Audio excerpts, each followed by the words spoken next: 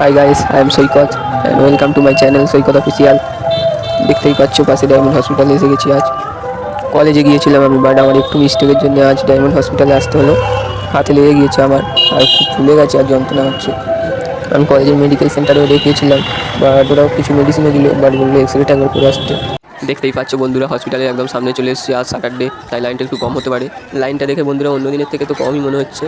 তো চলো দেখাই যাক কতটা ভিড় আছে, গিয়ে দেখি। লাইনটা দিয়ে যাওয়ার ভিডিও শুরু করবো। চলো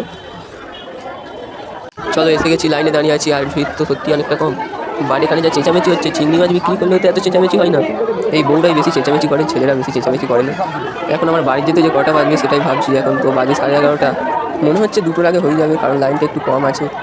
বাড়ি গিয়ে লাঞ্চ করতে হবে, কারণ আমি সকালে কলেজের জন্য বেরিয়েছিলাম, সেখান থেকে এখানে আসছি।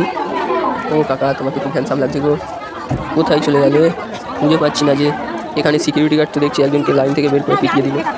তাই লাইনটা কতটা আছে তোমাদেরকে একবার দেখিয়ে দিই, দেখে নাও। দেখেছো কোথায় লেগেছে সেটা একবার দেখিয়ে দিই তোমাদের।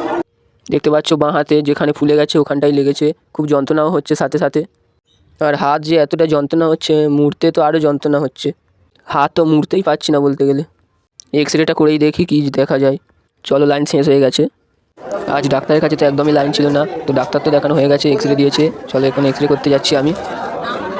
চলো, আমার এক্স রে তো হয়ে গেছে, কিন্তু রিপোর্টটা কি আমি বলতে পারছি না, কারণ ডাক্তার চলে গেছে।